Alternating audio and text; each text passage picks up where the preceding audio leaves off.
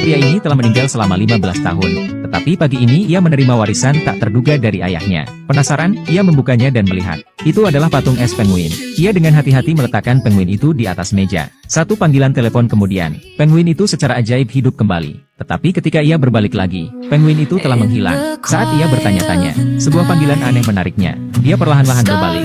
Ya ampun, ini adalah penguin hidup. Pria itu dengan hati-hati mendekati penguin. Ia menyentuhnya dengan tangannya.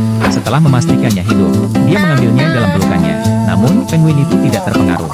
Dia memberinya hadiah. Pria itu tidak bergaya, tetapi ia tidak punya pilihan selain memasukkan penguin ke dalam bak mandi dengan es batu dan bergegas pergi bekerja. Tetapi sedikit yang ia ketahui, ini bisa saja membunuhnya. Karena segera setelah pria itu pergi, penguin tidak bisa menahan kegembiraan dan kegembiraannya, melompat dan melompat di bak mandi, dan bahkan mencoba terbang. Tetapi secara tidak sengaja menyalakan keran. Setelah beberapa saat, kolam air terisi. Penguin-penguin itu sangat bahagia. Bak mandi seperti samudra saat ini. Dia berenang di dalamnya. Di malam hari, Mike si pria pulang dari kerja. Ia hendak pergi ke toilet untuk memeriksa penguin itu. Dan ketika ia membuka pintu, berkat tangan Mike yang cepat, dia tidak tersapu oleh air, tetapi hal itu hampir membunuhnya. Tetapi kemudian penguin itu memberinya hadiah lain. Mike tidak tahan lagi. Ia memutuskan untuk mengusir penguin itu.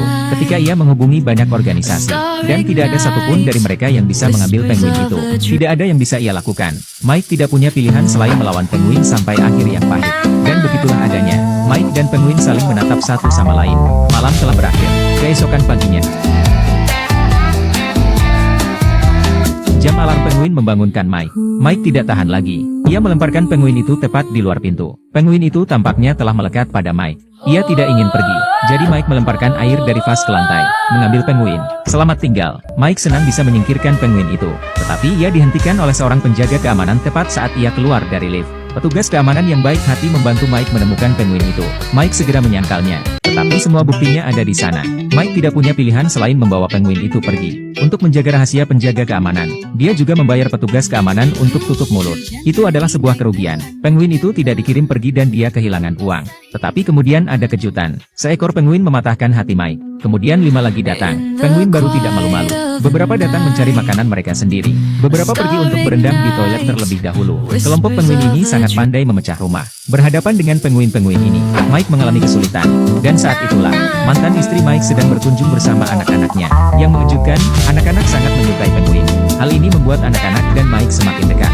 Sementara Mike menikmati momen kebahagiaan yang langka. Bel pintu berbunyi lagi. Kali ini adalah petugas pengawas hewan. Dia mengatakan kepada Mike bahwa dia bisa membawa penguin-penguin itu pergi. Tapi itu adalah kesempatan langka ketika Mike begitu bahagia dengan keluarganya. Ia tidak tega merusaknya. Jadi, ia meminta staf untuk kembali di lain hari. Putranya mendengar percakapan mereka.